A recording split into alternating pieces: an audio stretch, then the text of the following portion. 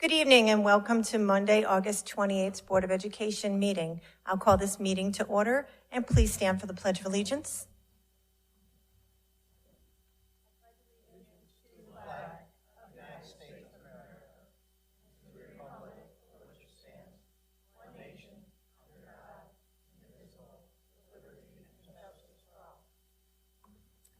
Thank you. Mrs. Lavelle, can we please have a roll call? Yes.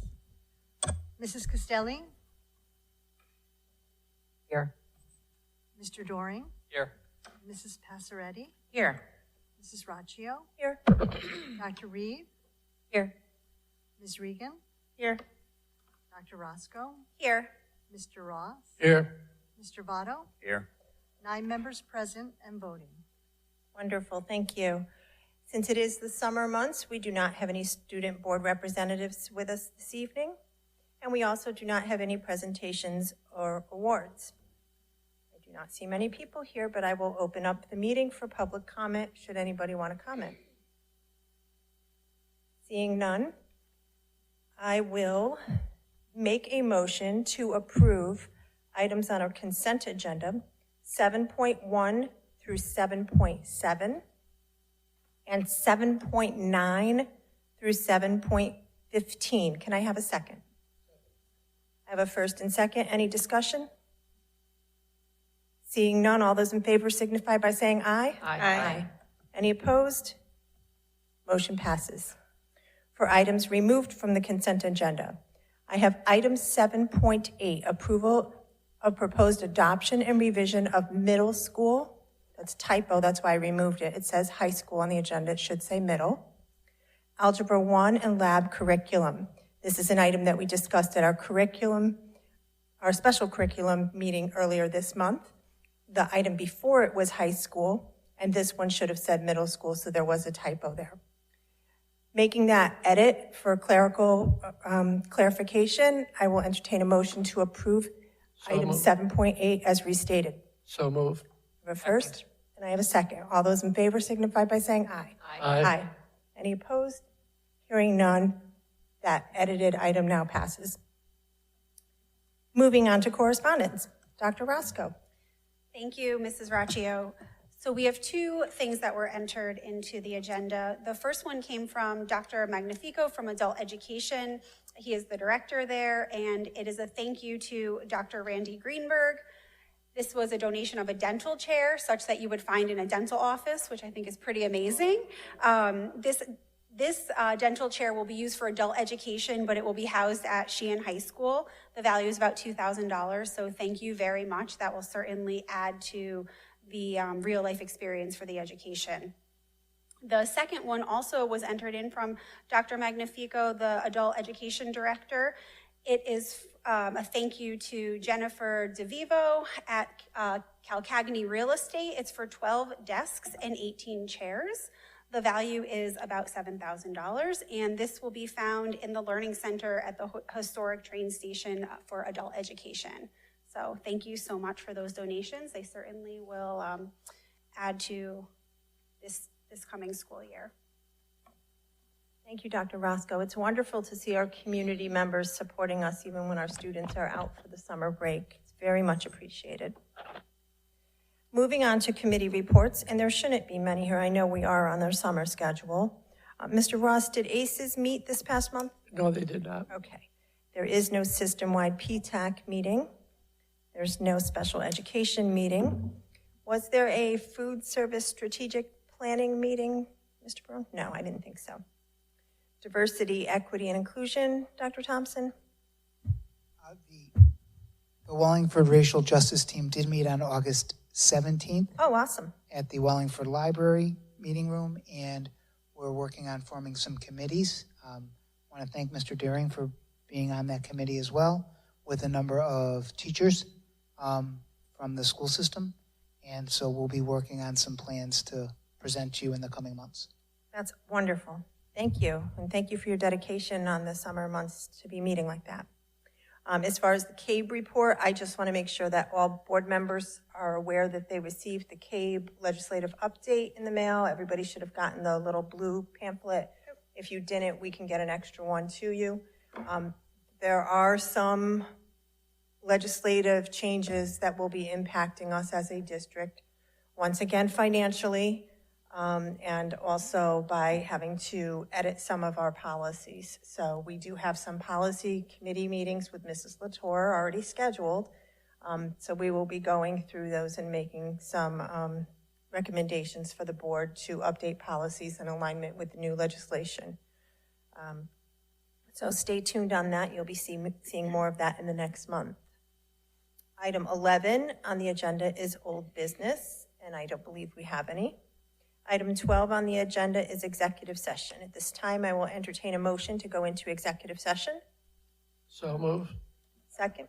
I have a first and second. All those in favor signify by saying aye. Aye. Aye. Any opposed? Hearing none, we're now in executive session.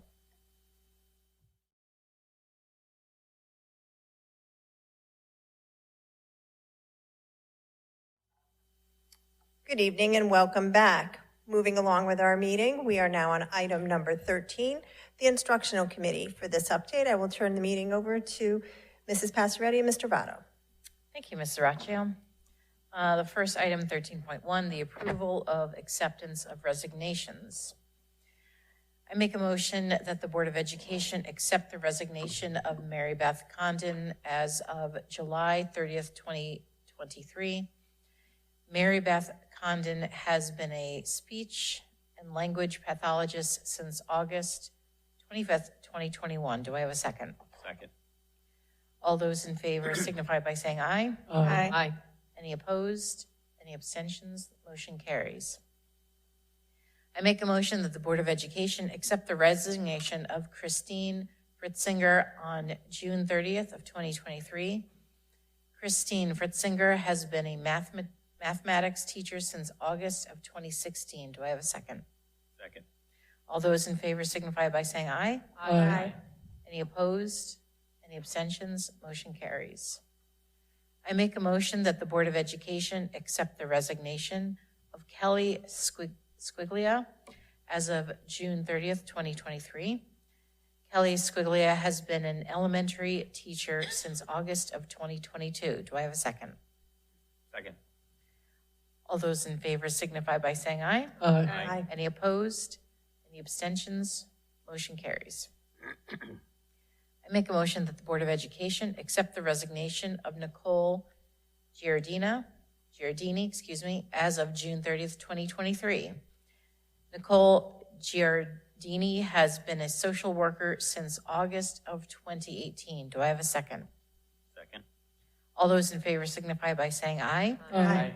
Any opposed? Any abstentions? Motion carries. I make a motion that the Board of Education accept the resignation of Daniel Jack as of August 23rd of 2023. Daniel Jack has been a mathematics and science teacher since September of 2022. Do I have a second? Second. All those in favor signify by saying aye. Aye. Any opposed?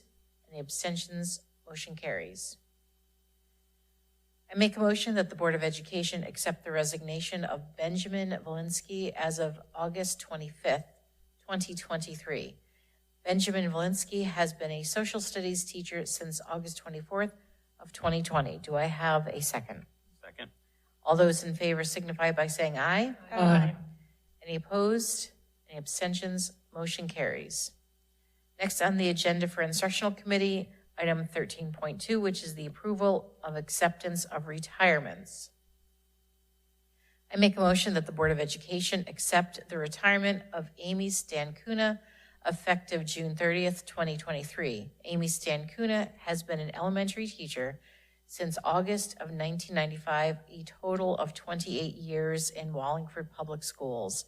Do I have a second? Second. All those in favor signify by saying aye. Aye. Any opposed? Any abstentions? Motion carries. And we'd like to thank Ms. Stancuna for her 28 years of her service to our district. Next on the agenda, item number 13.3, the approval of superintendent goals. Is there any further discussion on this item?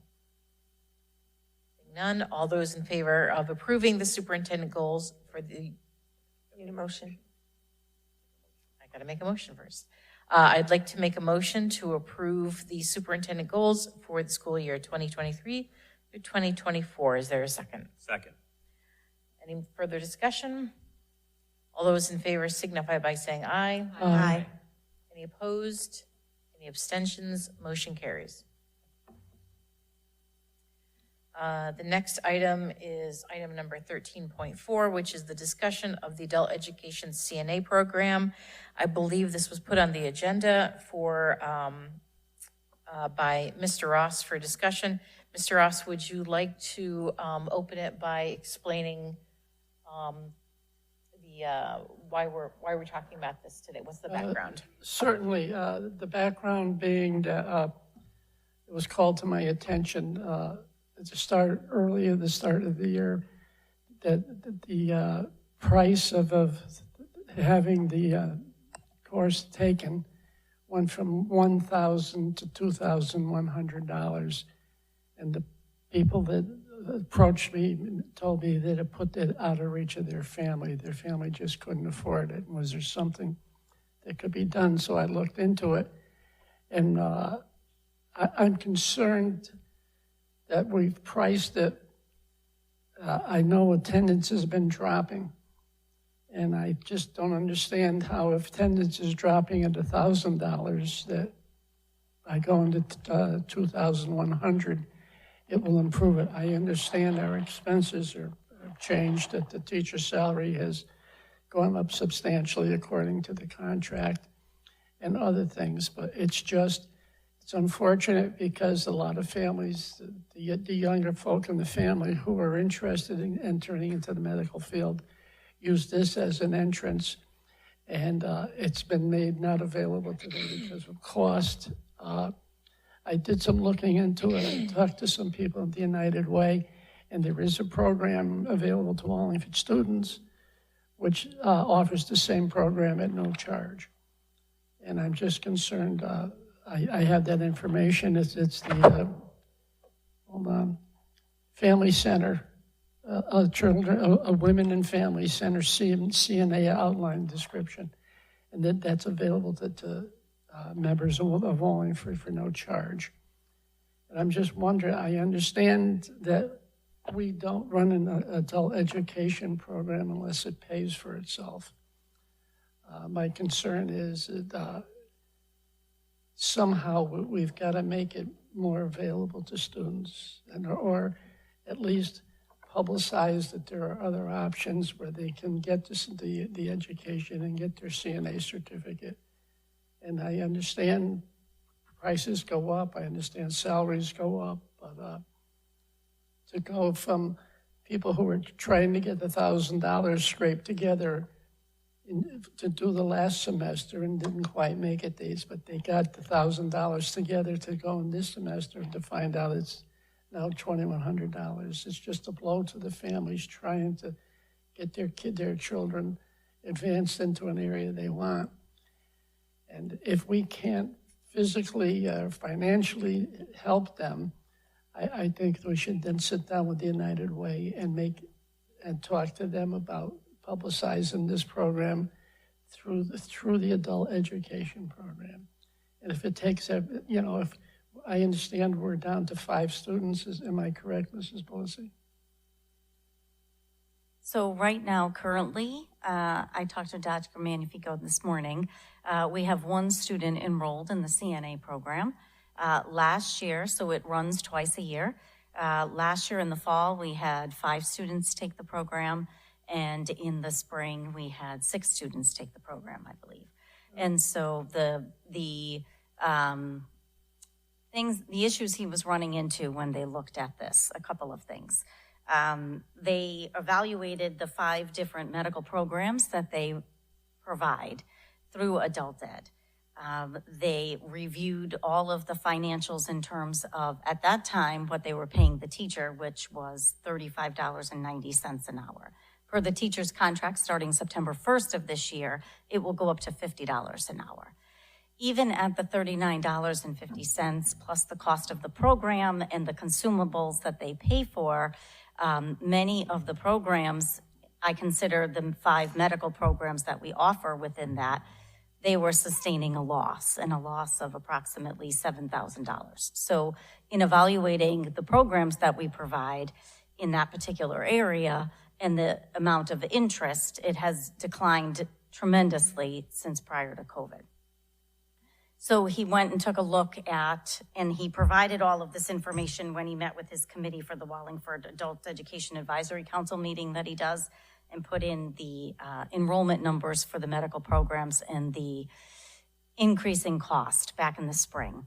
And part of that is due to accommodating the increase in what we have to pay for the salary, the increase in the consumables, the cost of that as well, the enrollment component of it, and then also setting a criteria of keeping the classes that if there's not at least 6 students that are enrolled in it, then the program may not run.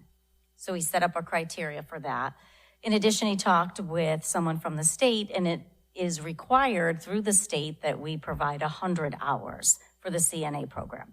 Wallingford currently provides 140 hours. So that's the difference as well as to why our program costs a little bit more, is because we are also doing an additional 40 hours, which is clinical, which is all components of the program, but we're providing them with more opportunities to learn and grow. So in speaking with Anthony today, we talked about the fact that if the program does not run this current semester, we'll go back and meet with someone from the state and see if there's a way we can adjust our program to make it more affordable for students to take it, cut back on the hours, therefore not maybe having to have the program cost as much money as well moving forward. But all 5 of our medical programs are definitely low enrollment right now that we're seeing. They start mid-September. And so he's continuing to advertise and to see if there are students that are interested in taking any of the 5 medical programs that we offer. In addition, we have a partnership with the credit union and I know some students may not wish to take out a loan, but they are offering a partnership with us to provide students with a loan at a low interest rate so that they can help support them in taking this course or any of our other medical courses, and then pursue a career in this, and then eventually have the year to pay off the loan with a low interest rate. Is this a loan publicized? Because the person I know. Yes, is the credit, with the partnership with the credit union publicized? Yeah. Yes. So that when the student signs up, if they're told that they can't afford it, they're told, go talk to the credit union. Yes, they should be able to talk with someone at the credit union who can set them up. We've just, developed this partnership with them to move this forward for them. I know Masonic Care gives us like services $25,000. Can you give me an idea of what those services are and what would happen if they didn't give it to us? Sure. So those are services where all of our students, all 5 of these all 5 of these medical programs have a component where they need to get clinical hours done. So they are basically job shadowing staff at Masonic Care. They're going in and out of the class, in and out and meeting with patients. They're reviewing charts with someone that works for Masonic Care. They're fulfilling their clinical hours through Masonic Care. So that's where that donation comes from. So it's an in-kind donation. So it's all of the service hours. If you add them up across all 5 of our medical programs, that's where that's coming from. Right, well, they earmarked that particular grant just for the CNA program. Do they also grant the other programs?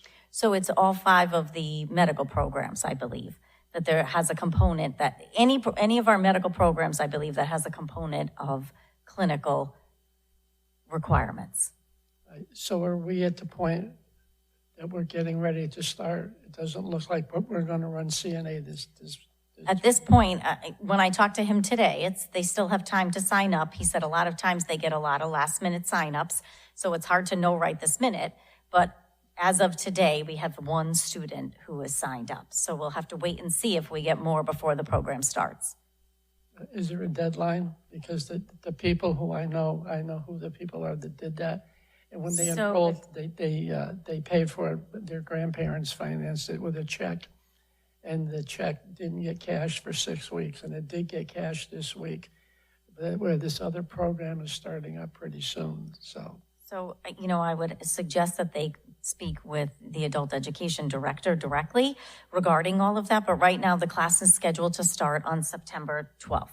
Yep, So- they did, and they spoke, and they want to know if they wanted to withdraw and go into the other program, could they? And they were told that the $2,100 is non-refundable.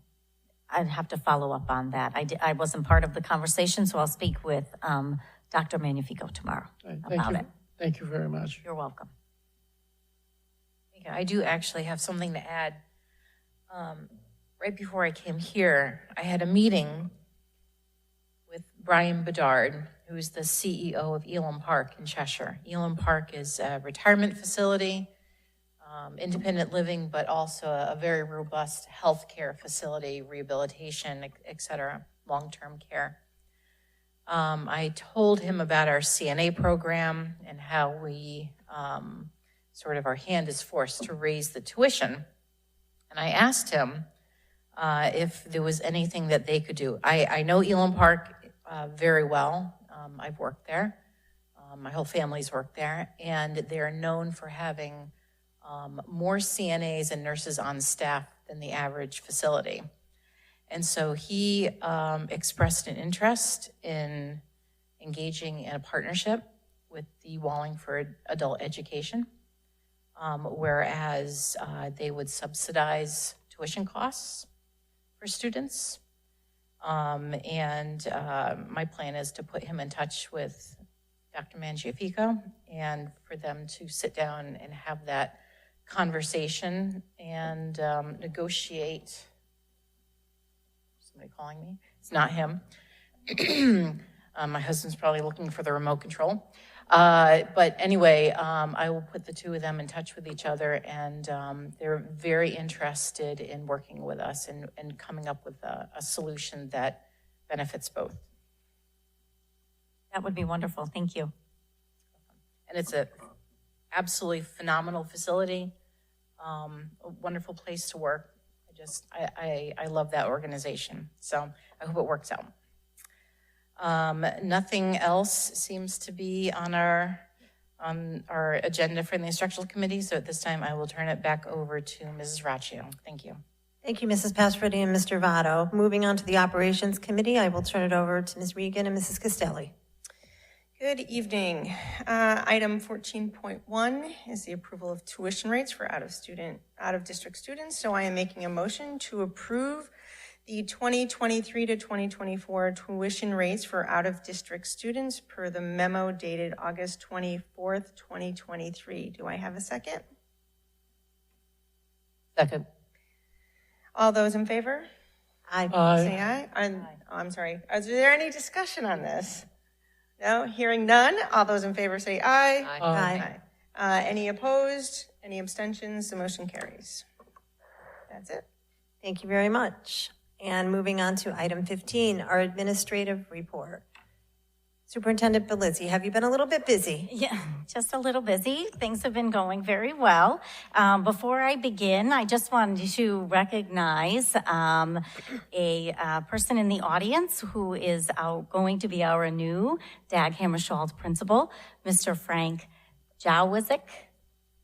So we welcome him. We're very excited to have him here with us. And so we're looking forward to him starting and collaborating with our administration currently there and with our students and families and staff. So we're going to work on a start date. We're thinking probably towards the end of September, but we'll provide an update as to exactly when it is that he'll be started. So we're very excited to have him and we welcome him aboard. So. As are we.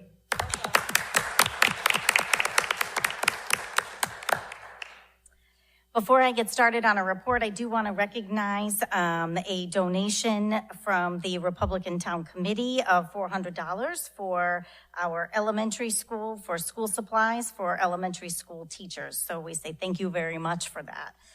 We appreciate that because every little bit helps. So thank you very much.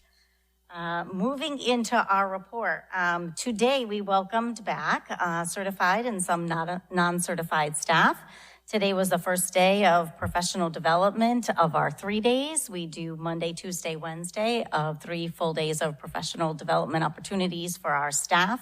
On Wednesday, we will have our parent visitation, which should be from 1:30 to 3 o'clock at all of our schools.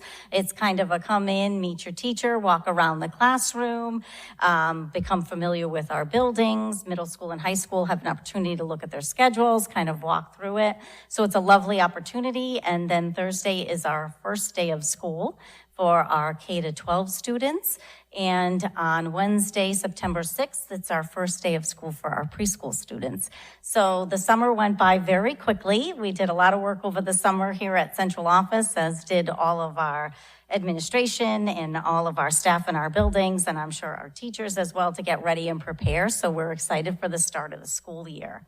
Prior to this, last week on Thursday and Friday, Dr. Thompson facilitated our new teacher orientation. So we welcomed into the district, I believe, 24 new teachers. It was 2 days packed with opportunities for them to get to know one another, to go back to their buildings, to meet with their administrators, to learn about our district and curriculum. So it was a wonderful 2 days, and I'm grateful for him organizing that and providing our staff with what they need to be successful to start the year. So we are continuing to move forward and looking forward to the start of this year. As I had noted to board members last week, we are excited for our 4 new positions, our 4 new employees to start, one at each of our middle schools and one at each of our high schools, our new armed security officers. So they should be starting in district on this Wednesday. And they will be ready to go for the start of school on Monday. I did just speak with the chief today, and a lot of the trainings and uniforms and things that they will have will be provided to them right before they start. So we're looking forward to that opportunity to welcome them and for them to be part of our school district as well. So good things coming there. I did want to highlight just a couple of things. We do have a new middle school schedule that we'll be starting with this year. I would like to just highlight some of the positives with the changes that we've made for this schedule. Keeping students in mind, I think this is going to be an excellent opportunity for our students to have their core subjects meet every day. It's going to increase their instructional minutes in their content area over the course of the year. It's going to provide daily opportunities for our intervention and EL bilingual opportunities, special education services, and there'll be more flexibility for our students and choices for their encore classes. So we are looking forward to this new change, and it's going to be very positive. May have a few little bumps along the way, all things that we can adjust and fix as we go, but we are looking forward to the change, and I do think it's going to be a positive reflection for our students. So good opportunity for our students moving forward. And so I think that is all we have right now for us. I'm not sure if anyone else has anything else they'd like to add. Absolutely, Ms. Reagan. I wanted to know, has there been any update on the waiver for the reading program?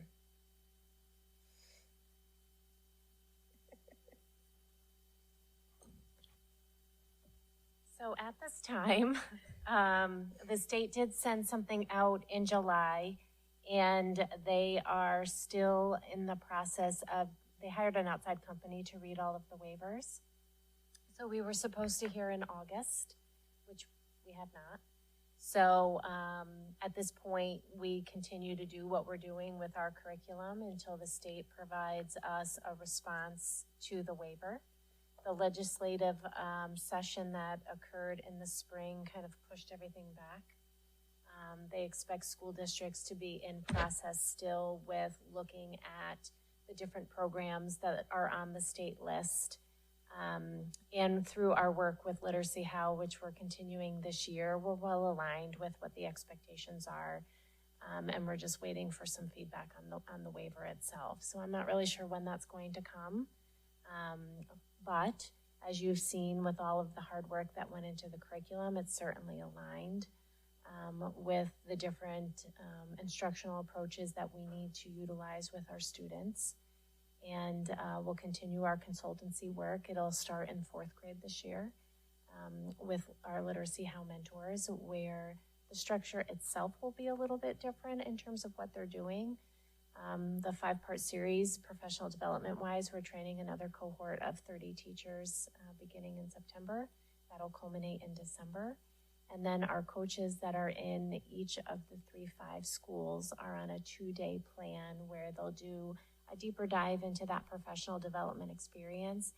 And then they'll be doing model lessons, and then doing what we call host classrooms, where the teacher will be teaching, utilizing that professional development approach from the day prior, and the rest of the teachers will support the small groups of students based on the topic that they're teaching, so the consultant can provide feedback on the actual instructional approach. So we'll continue to plug along with what we're doing while we're waiting, and we're hopeful that when the state does get back to us, that it's the positive news that we're hoping to hear. Thank you. I have another question too. The floor is yours, Mrs. Regan. Do we know if, and I think I know the answer to the question, specialty buses, are the bus drivers unionized?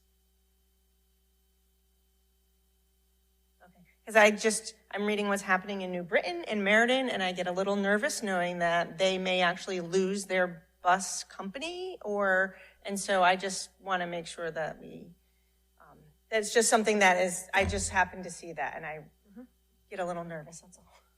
So far, so good. Don't get nervous. I think we're in pretty good hands. I don't think we have anything to worry about right now. I have not heard anything differently.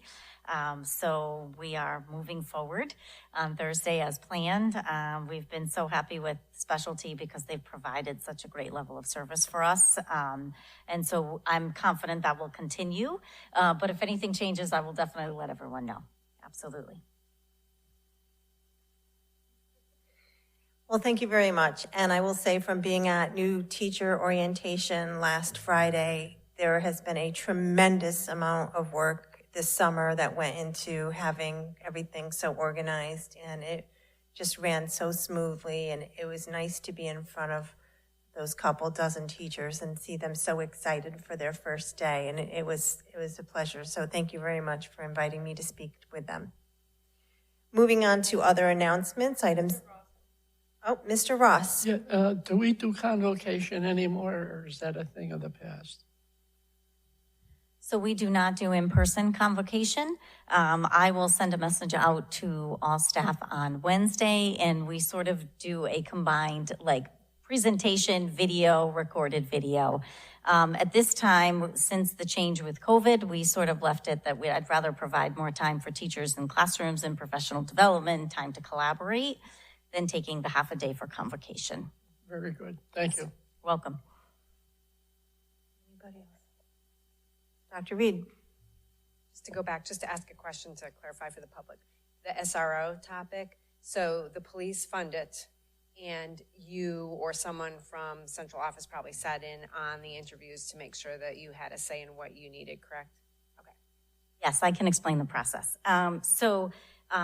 We still have our SROs. So the SROs are on-duty police officers that the police chief provides to us. So what he's doing, and we actually talked about it today, is there will be 1 to 2 SROs on either side of town for all of our elementary, middle, and high to be checking in and overseeing our ASOs, which are our armed security officers. So the armed security officers are our retired police officers. They have to retire within good standing.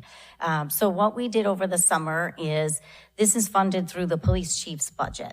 And so they were posted positions on one of the police apps that they do, just like we have CT REAP for certified staff. So they have a police application that they fill out. I was invited in for an interview along with someone from the town and the police chief and another individual from the police department.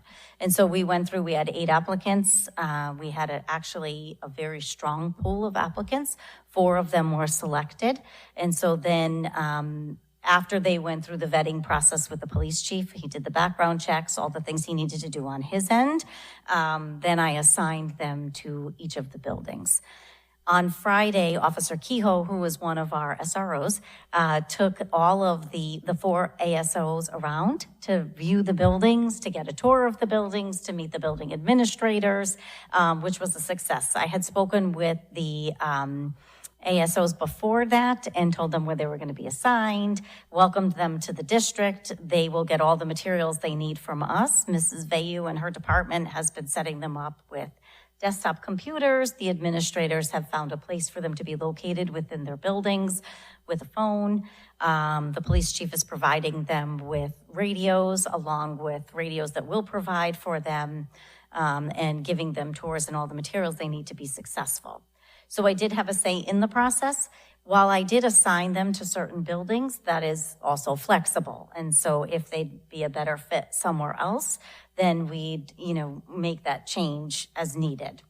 In addition, the police chief has assigned Captain Cifarelli to oversee the ASOs in this new department, so to speak.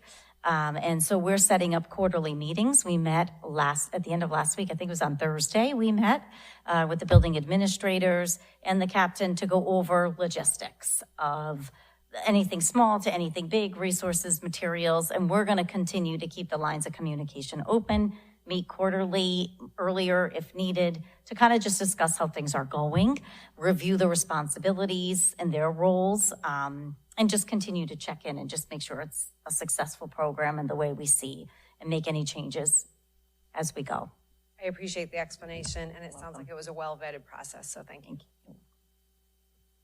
Any other questions? Mr. Prado? The ASOs are in what schools? So we have one at each middle school and one at each high school That's what I right wanted to now. make sure. And they are assigned to that particular school. So they will report to that school every day. They will work on the student calendar, so they'll work on student days. There are some additional days that the chief may, provide for us, depending on what's happening or trainings that we may need. But they are pretty much there for the student days. And so that's what we're looking to start with, and we'll see where the needs go from there. You're welcome. Anybody else? Going once? Okay. Moving on to our announcements. Item 16 on our agenda. Due to multiple holidays in September, we have a few changes because of Labor Day and the observance of the 9/11 commemoration. We will be having a joint, there'll be 2 separate meetings. Our Special Operations Committee meeting will be via Google Meet at 6 p.m. on September 12th, Tuesday, followed by our Special Instructional Committee at 6:30, also on September 12th, Tuesday. Our regularly scheduled Board of Education meeting will be on Monday, September 18th, and that'll be at 6:30 here. Oh, I'm sorry, that will be in the Board of Education conference room at 100 South Turnpike. Is that correct, Mrs. Lavelle? Thank you so much. That is a change of location as well. And with no other official business to come before the board this evening, I will call this meeting adjourned. Thank you all.